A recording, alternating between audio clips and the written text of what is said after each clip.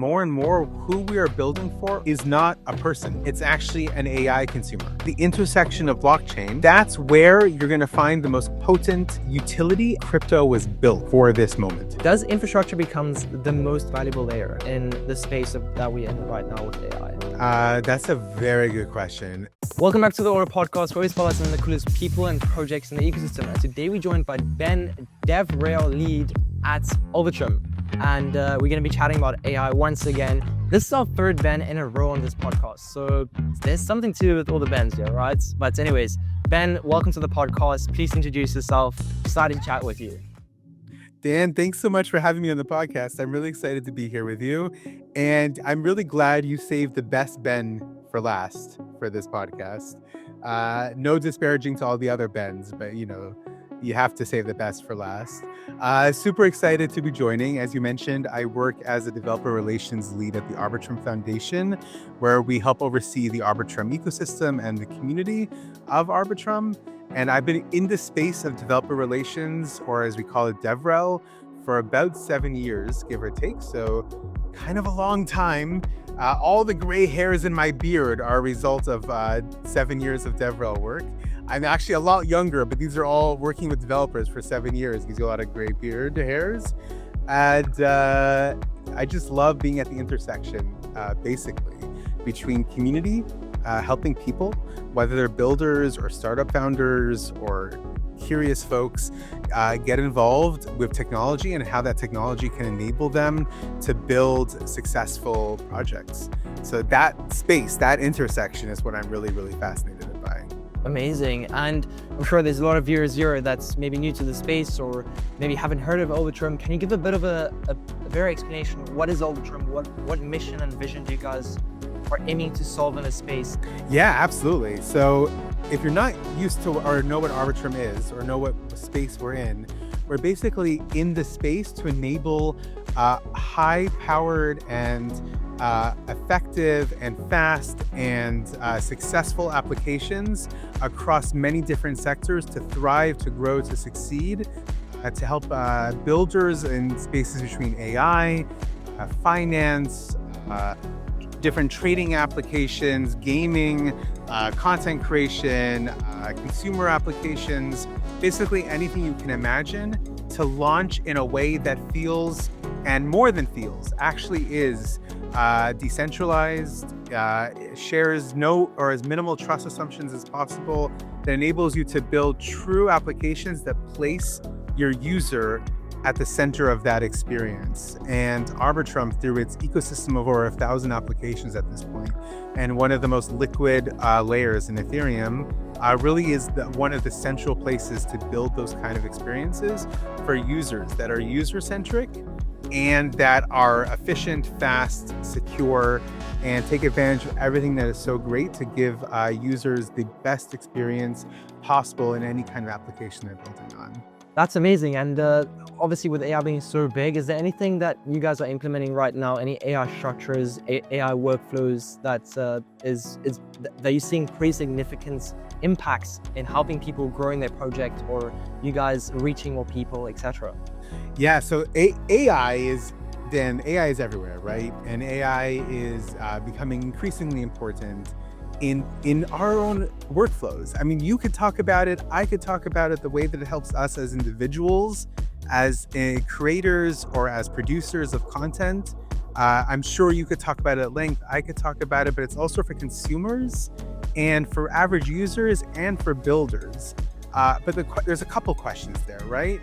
One question is, are we building the AI that can be sustainable and fair and equitable, and an AI that is transparent, an AI that doesn't place its users as its product, but places the AI as the product and not the users as the product. You may have heard recently of different AI companies introducing advertising into their AI services. Not that we know anything about any major AI companies doing that. And that's because your data is actually a key element of its product. That's the product of a lot of these AI companies, is your data. So that's at the infrastructure level. But then at the more, taking one step maybe one more step down, at the level of those who are creating new application experiences for you and for me and for everyone else on the internet and around the world, globally, can they use AI to build quickly and securely and efficiently? And so we in Arbitrum are trying to create different grassroots tools to enable builders to get up and running using AI in an intelligent way. Because even today in 2026, it is still very possible that if you go to an AI tool and you say, Dan, you go to an AI tool and you say, hey, build me a DEX, a decentralized exchange with AI. I want a DEX and I want you to build it for me and make no mistakes, and hit enter. And it is very possible that that AI tool will make a lot of mistakes. And that's because of things like it doesn't have the context. It doesn't understand all the idiosyncrasies and details and nuances of the application surface space that you're building in, the network you're building in, the contours of that network. So we like to introduce things that help AI help you build better experiences for your users so that you can actually say to an AI tool, build me this DEX and make no mistakes. And it will make no mistakes. That's the goal. That's what we're trying to get to. So I released, for example, last week or maybe 2 weeks ago at this point, an Arbitrum decentralized app tool, a DApp tool for Claude Code. For those of you who have been following along, who haven't been living under a rock, Claude Code has become very prevalent. Everyone's using Claude to build applications. But if you went into Claude today and said, build me an Arbitrum application for social application, a new social app, or building an Arbitrum NFT application or anything, there's a good chance without the proper context, it's going to make a lot of assumptions that some of them are going to be true and some of them are going to be totally false. And it's going to sound true, though. It's going to sound like it's a super confident middle-aged man, and it's going to be perfect, but it's not. But with the skill set, with the set of skills I released for Arbitrum DApp development, you can integrate that into Claude Code and say those things and actually get out working applications that don't just look like they're correct, but are actually correct. That's amazing. Yeah, that's exactly what Audley 1 is doing. We're creating a layer where you can basically go and chat to the AI to literally customize your whole DEX in terms of the colors, the branding, everything. So it's basically an application that's already built, but it's plugging into AI that's just further simplifying everything and making it way easier. I think that's where the real power of AI is going to go into the future. I think there's a lot of other stuff like security, trust, and so on, but we can chat about that a little bit later. But yeah, that's so interesting. And I'm not sure if a lot of people know this, but you just published a book a few months ago, if I'm not mistaken. And in this book, you explain a lot about AI development and where the development is leading into the future. Do you mind explaining a little bit more about that book? Absolutely. And I love how you describe what you're doing at Orderly, because I think there's something really important there, which is it's not just enough to build AI tools that can help you build, but you need to provide those AI tools with the context to build well. And that's exactly why I launched that open source project to give Arbitrum DApp skills to Claude Code and to OpenAI Codex or to any other kind of coding agent that you're going to want to use. And I think that's exactly what you guys are doing with Orderly 1 as well, which is to provide the context to the AI agents to not just hallucinate something that looks good, but to actually build something that you as a builder, and we'll get to the book in a second. I definitely want to get to the book, but I want to spend a second on this more because I think it doesn't really matter if you are technical or not technical or somewhere on that spectrum, because even if you're super technical, if you're a solo founder and you're using AI tools to leverage your new project and to leverage your speed of acceleration in building your new project, even if you're the most technical person in the world, you don't necessarily have the bandwidth to review every line of code and to make sure everything is good. And you have some trust in the AI tools that you're building with. But in order to have that trust, you have to actually give those AI tools the context to build well. And so that's, I think, exactly what we're trying to solve with some of the new tooling we're putting out, and exactly I think what Orderly One's trying to solve for DEX creation. And so I think that's just super important. Just wanted to add that little bit there for you, Dan. So that's a very interesting part that you just say, like providing the AI agent with more information. In recent discussions with a bunch of other developers, especially the website developers, I've came across this new thing where people would actually put like some sort of one-liner, some sort of file inside of websites where the AI agent can actually understand the whole thing. That's pretty interesting. I don't know if you knew that. Yeah, I think that's actually super interesting. I think what you're talking about is what's called LLMs.txt. And it's a new text file format. At this point, actually not even so new, although everything feels new still. And basically, AI agents know to look for that file at a website, and it gives them all the context and all the information.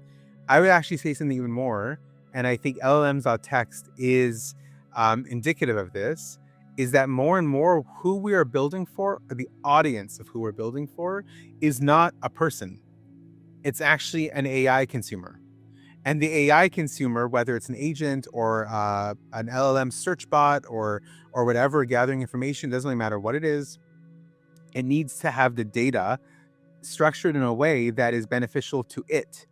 And sometimes its needs are similar and overlap with the needs of a person and a person consumer of a content piece. Sometimes it's different. So it's not the same. Sometimes it's the same, sometimes it's not the same. And so providing, for example, the super hyper structured content in an LLMs.txt file is useful for the AI agent. It's not as useful for a person coming to the website, but it gives the AI agent or the AI consumer of that content the context to fully understand what it's reading and to incorporate and ingest that into its own processing so it can give its users the better, more reliable, more accurate answer. And honestly, I think we're gravitating very quickly to a world where the majority of our users are not going to be people. They're going to be AI agents. Like it's going to be AI agent marketers talking to AI agent consumers, talking to AI agent purchasers, talking to AI agent, whatever. And it's going to compound and compound and compound. And I don't know if I love that world. I don't know if I'm a huge fan of that world, but it's definitely a world that we're very quickly running into.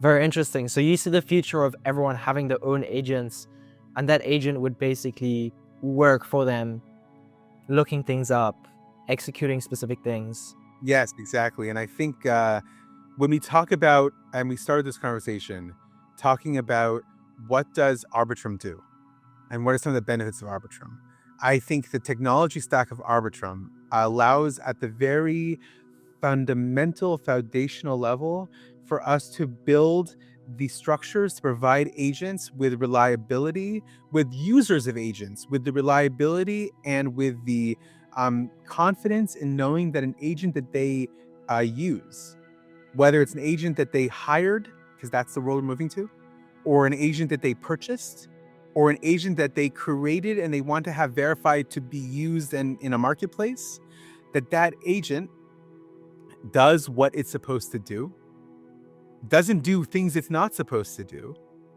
and it's verified. It's understood in a reputational system to be verified.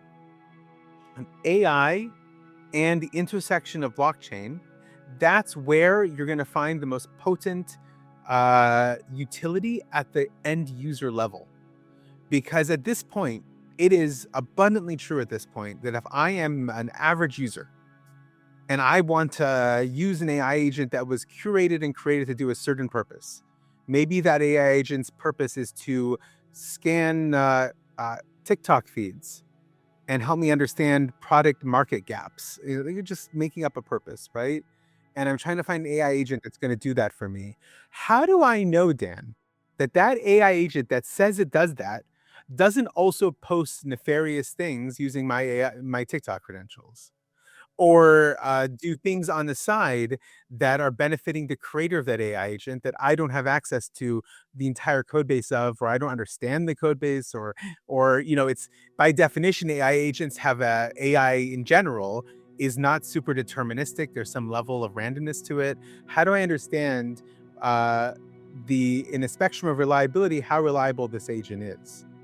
At this point, there is no good way in the traditional web world for that to be solved. It has to use the structures of blockchain, the structures that we provide of an immutable record. It has to use those things in order to provide that level of guarantee to the end user. It has to. And so things like we don't get technical specifications, but things like what's called ERC8004. We don't have to. It's maybe not for the scope of this conversation, but things like ERC8004 or things like X402. If you're interested and you're listening to this podcast, like, what is ERC8004 X402? You could definitely research it later. You can ask your AI agent to go find you information on it.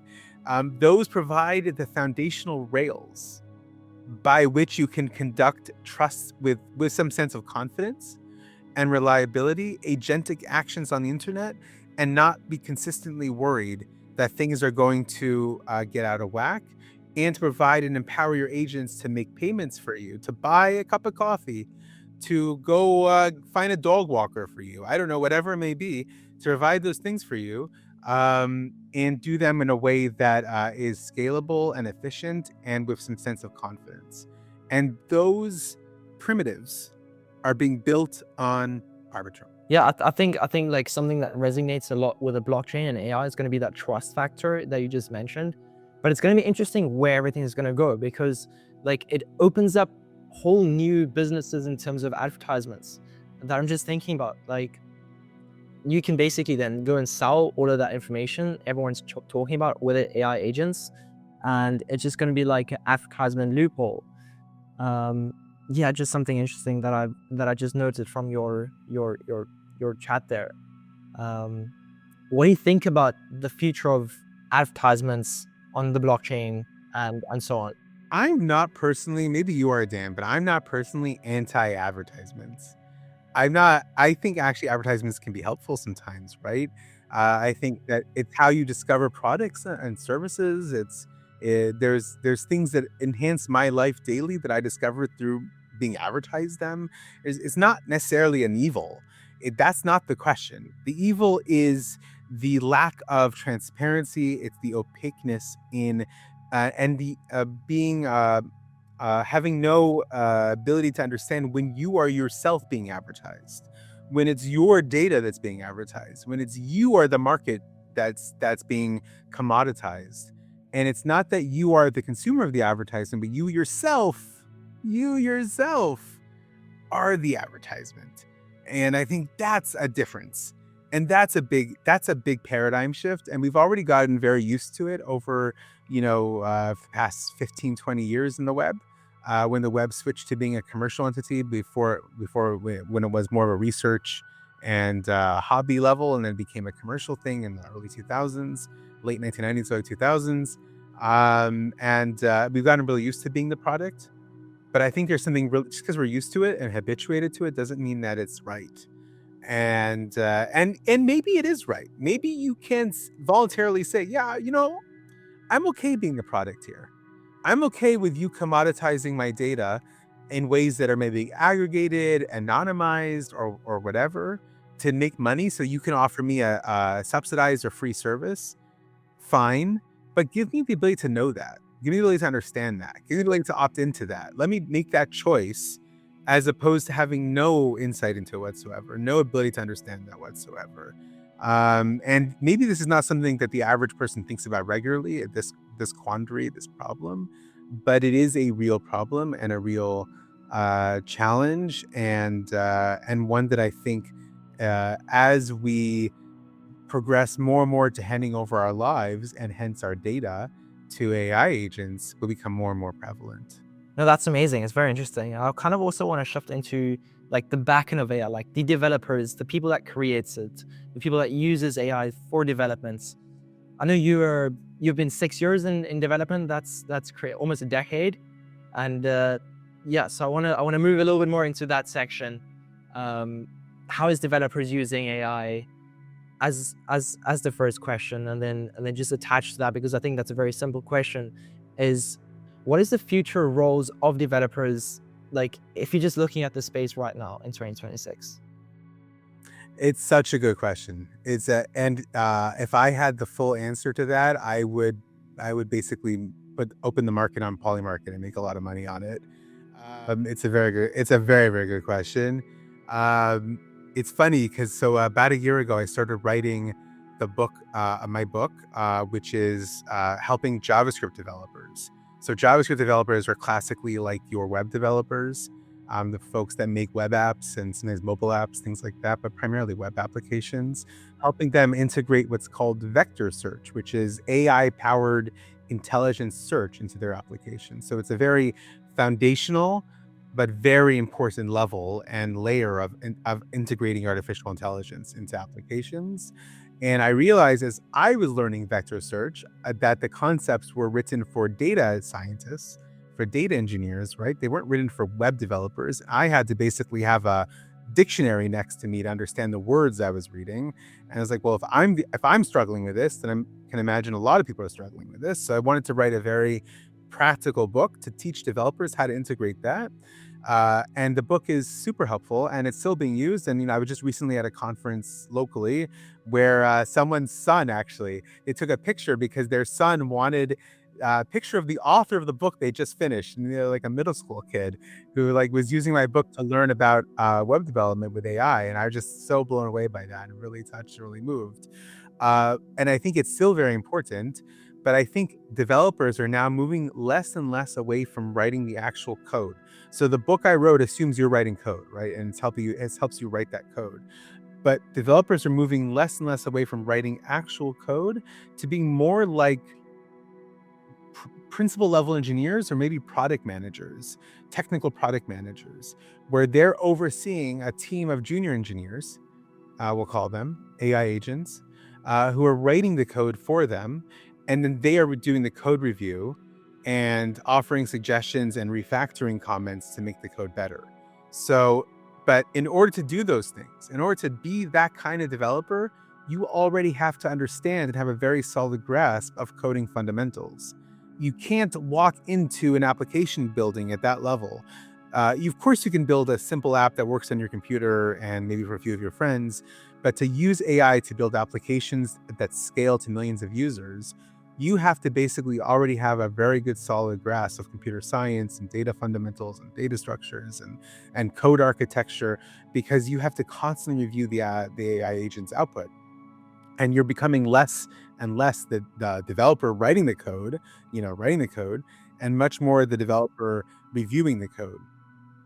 And so I think a really big question actually is, what's the role of early level career developers nowadays? What's the role of folks who are entering the space in 2026? Where's their job? What's the future for them? I think it's becoming so much so the fact that you have companies laying off half of their workforce. And as of last week, right? Jack Dorsey's company laying off half of its workforce because of AI optimizations is the rationale they provided, which means that they may have had a team of, X number of senior engineers and principal engineers and junior engineers working on a product. Now they just have a handful of senior engineers doing the code review. And so what does that mean? And what's the future of jobs? And what's the future of building? And in some ways, it's hyper empowering for startup founders, because if you have a good idea and you have a good solid grasp of code design, you can now launch that idea.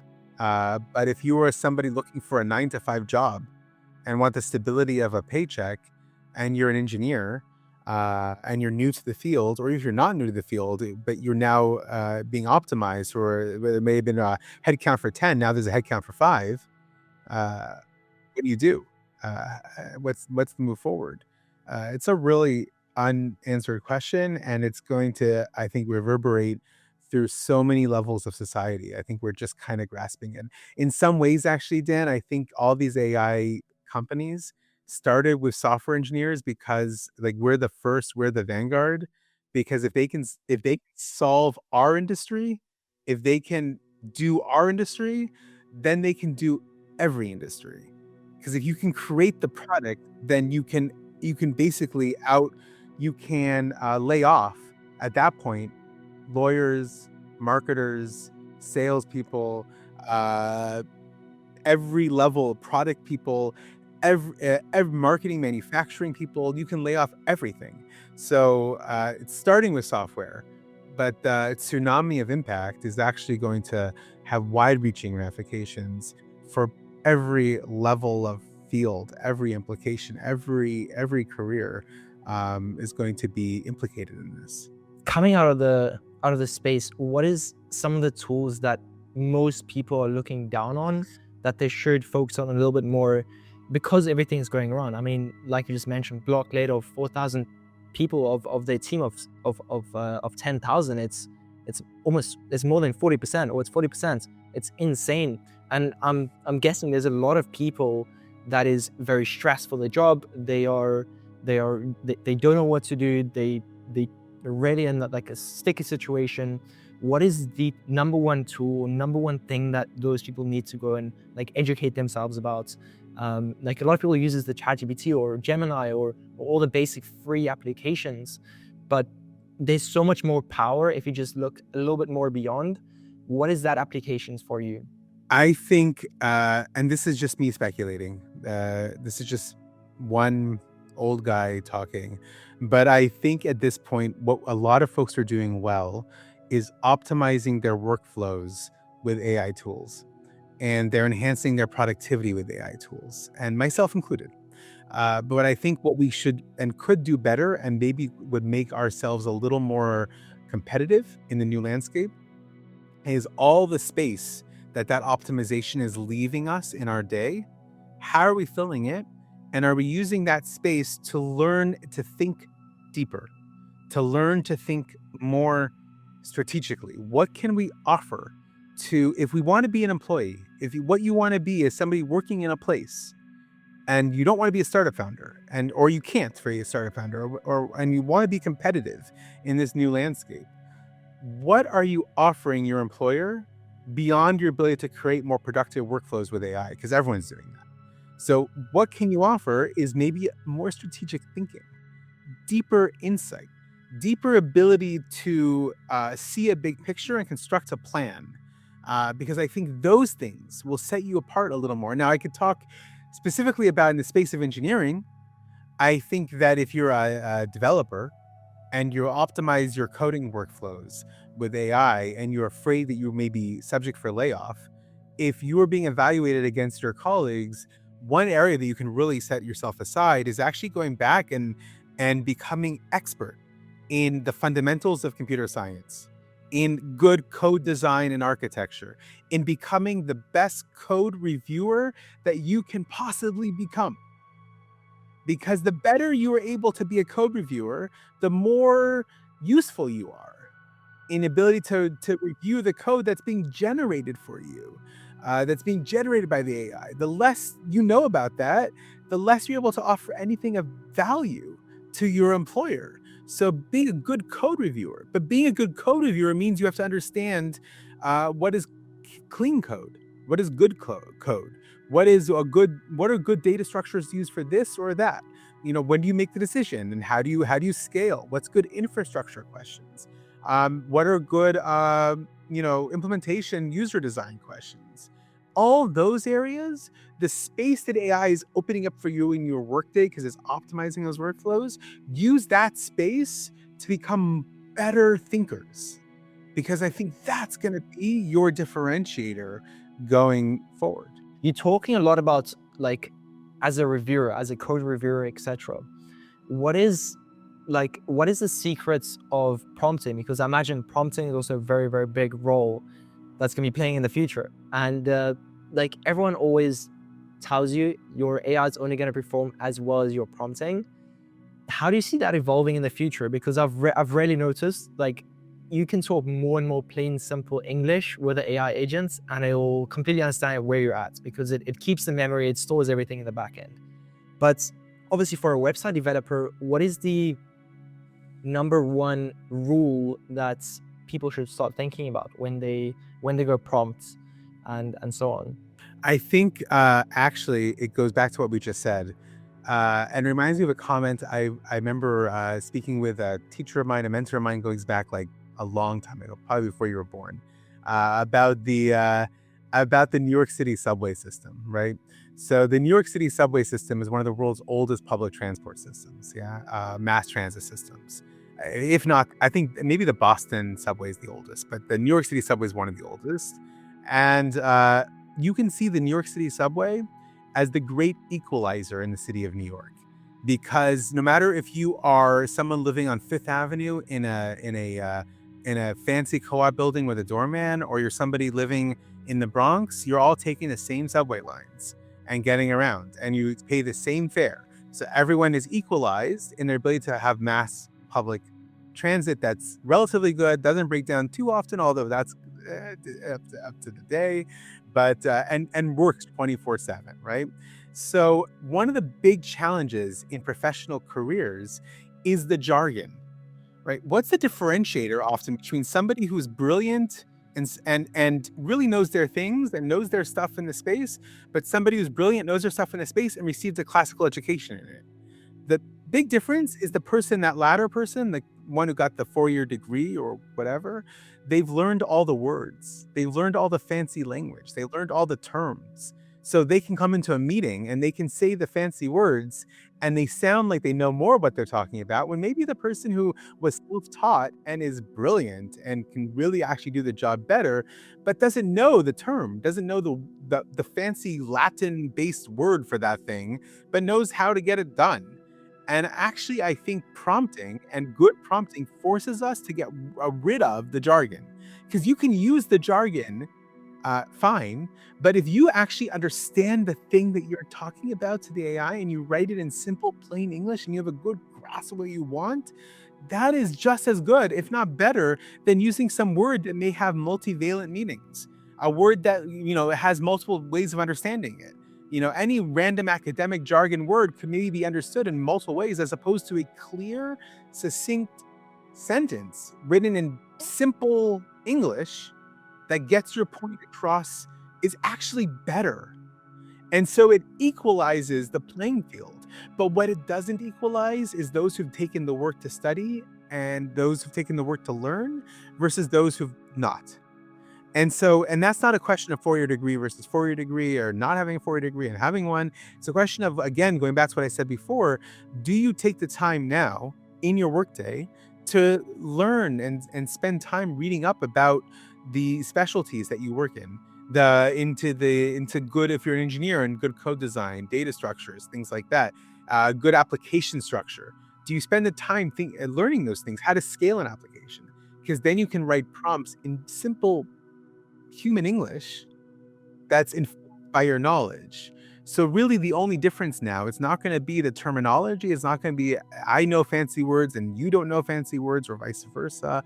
It's going to be the great equalizer that in some ways, good prompting is kind of like a mass transit system. It's like the New York City subway. You all got to get on it, but those who use it better are those who spent the time learning the map. And those who don't use it better are those that just pop on and have no idea if they should take the A train or the 6 train or the 1 train, or they should take the E. They just don't know what they're doing. And so I think that is going to be the big differentiator, is those who've taken the time to learn the basics of their job and think deeply about those things, and then use that to inform their prompting, versus those who just write, make no mistakes, and press enter. So it basically all comes down to like having a very, very strong vision, having like a clear expectation, clear goal, and just doing everything in your power just to like master mold this whole thing together. And then being able to review the output and know what is missing and what's deficient, and be able to then prompt further to perfect those things. I mean, you can't, it's almost like, it sounds a little bit like, it's obvious, but you can't know what you don't know, which means you need to spend some time learning. And it's actually kind of funny, right? Because the more you learn what you don't know.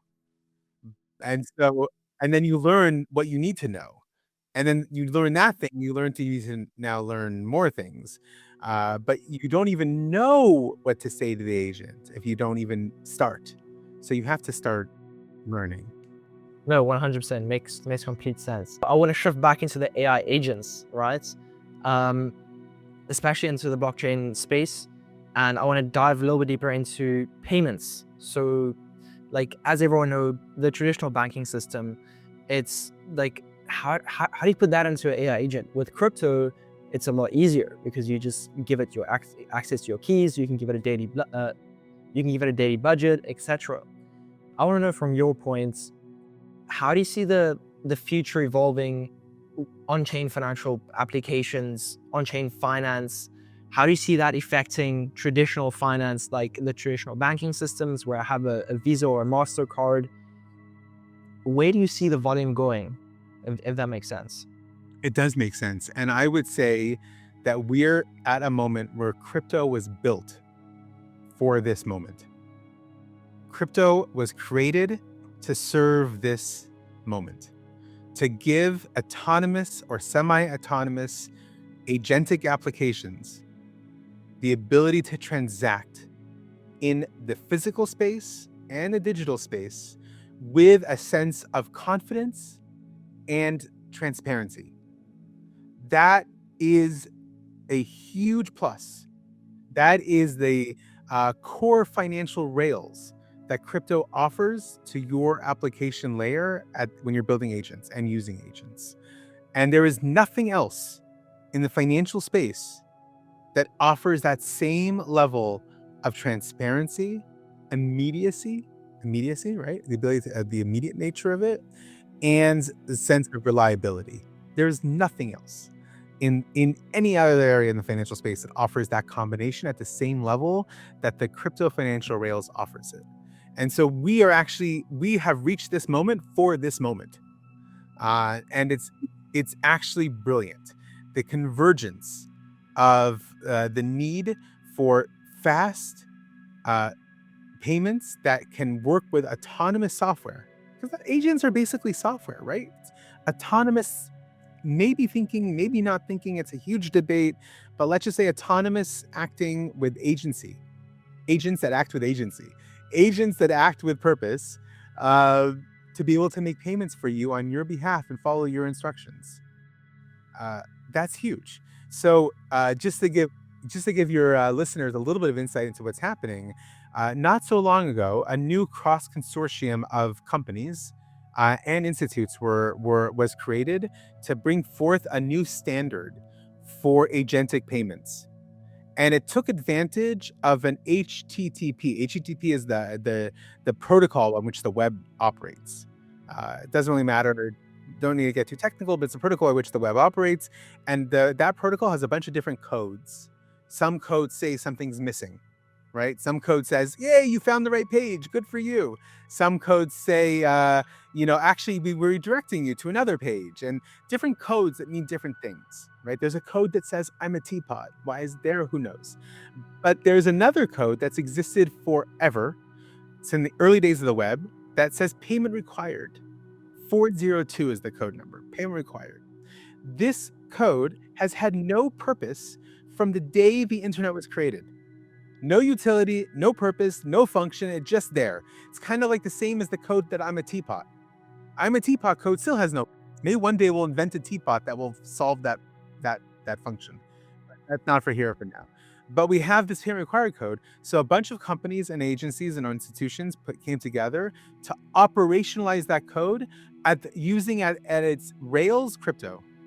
And so now, and that agency, by the way, that X402, that's what it's called, X402, has both traditional web companies and crypto companies working side by side together to help push that forward, which means there's now a standard and a specification for agents to make payments and to receive payments on chain, which means that you, as the user of those agents, whether you are the consumer or the merchant, can audit at any time the transaction flow and understand what's happening. You have full transparency to what's going on, and you have the ability to basically say, this is working the way I need it to work, or it's not working the way I need it to work, and intervene and interact when you need to, and give your agents the ability to operate for you the way you need it to operate. So you could do something like, just to give one brief example, maybe you have an agent that is your shopping agent, and you want to get the new Nikes when they drop, and you're like, you want to be one of the first to buy the new limited edition Nikes, you can empower your agent to, like, when the new Nikes drop, I want you to immediately purchase a size 43, size 44, or 10 and a half or 11 if you're a US consumer. I want these Nikes to drop, and I want you, when they drop, I want you to buy it from me. And here's a wallet for you with some stable coins in it to use to make that payment as soon as it drops. How do you know it's going to happen? How do you understand? How do you trust? How do you build the systems of reliability and scalability and sustainability and all the things that are important? You do that with X402 and a bunch of other kind of standards that work in operation and interoperably with it. Agent to agent, for example, ATA and other standards. And you basically create the rails to make that possible. So we are at a moment that we were created for. This is the moment. It's very, very exciting. That's amazing. And it also just brings me back to, like, whenever there's payments or money involved, there's always some sort of people that's just like worried about trust and risk. How does blockchain support that and keep it safe? I think that's a very big question that a lot of people have before they even start thinking about linking their wallet with $1,000 in. Because let's say that Nike drops and you think it's going to be like $200, but at the end of the day, you're paying like $600 or something like that. And you're saying like 80 million rand as opposed to, yeah, exactly. Yeah, exactly. 100%. I think the answer to that is actually built into the core infrastructure of blockchain itself. And that's why I said that this moment was made for crypto, because the very core infrastructure of crypto is to enable users to not need, and this may sound counterintuitive, but to not need to blindly trust, to be able to say that I have full ability to see what's happening at any given time, and that there is a immutable, permanent record of that activity, whether it's on, I'm the user and I want to audit the merchant that I'm transacting with, or I'm the merchant and I want to audit my user's transaction. Either way, vice versa, to be able to have that level of transparency in the process is one of the core value propositions of crypto to begin with. It is what's there. It's why it's there. And there's no sense that you need to hand over your wallet to an agent. You could provide your agent with an agent wallet, and that agent wallet has access to its own its own limited funding source to make decisions, and you can configure that the way you feel comfortable, with X amount of money or not amount of money or whatever, and different kind of parameters, and you have full customizability essentially. But I would probably not recommend handing over your main source of funds to an agent at this point in early 2026. But you can definitely hand over a segregated source of funds that the agent has access to and manages, and feel pretty confident about that. I love how you said in early 2026, because AI is evolving so quickly. I mean, every 48 hours there's a new tool for every 48 hours. That's the caveat, right? Because if this gets listened to in 6 months from now, it may be a very different story for all we know. Exactly. I try to throw in a question for everyone that I interview, and I think this question fits very well with you. Does infrastructure becomes the most valuable layer in the space that we're in right now with AI? That's a very good question. It used to be that I would say before AI that the most valuable layer was not the infrastructure layer. The most valuable layer was the end user layer. And yes, infrastructure has always been and will remain always very valuable, because a good user layer that doesn't operate well, a good user layer that is slow, that crashes, that doesn't scale, that provides a subpar experience, is not a good user layer. So they're very interconnected. But in a world of increasingly where the end user is not a user or not a person, but a AI agent, the infrastructure layer, I think, actually is the most important layer at that point, because and well-structured access, well-structured data, well-structured outputs, because AI needs well-structured data to be able to give well-structured responses and well-structured outcomes and actions. So, but bracketing the data, the outputs for a second, AI agents care a little less about the UI of an application, like if the color scheme is accessible or not, if it's only things like that are super important for people and should be incorporated in every application we build, things like accessibility for keyboard users or mouse users, or color for people with vision challenges, or all sorts of things. AI agents don't care about any of those things. That doesn't impact them at all. What impacts them is the speed by which they can access that data and get that data. And you probably see this and maybe not be even thinking about this often, but when you ask, I don't know, any of your LLMs that you operate with regularly and go searching on the web for an answer, right? And you see it, go search on the web for answers. If it can't get to that infrastructure quickly, if the infrastructure is not supporting it to get to the data quickly, as it returns a bad response or it doesn't return it fast enough, next time you do a search like this, Dan, look what happens. It will skip over that resource like in a second. It doesn't have the patience.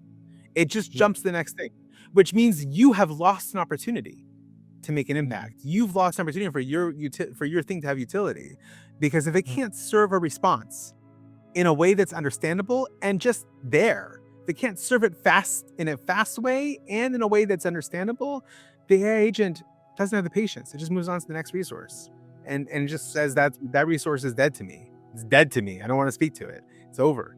And so infrastructure there actually has always been, but is the critical layer, I would argue, for good agentic experiences. Well, Ben, I appreciate your time and thank you so much. If you guys want to learn more about Ben, I'll link all of his things down below, and also Arbitrum. And all the best. Stay safe and enjoy the AI space. Thank you, Dan. It was great to have you, to join you. Thanks so much for having me.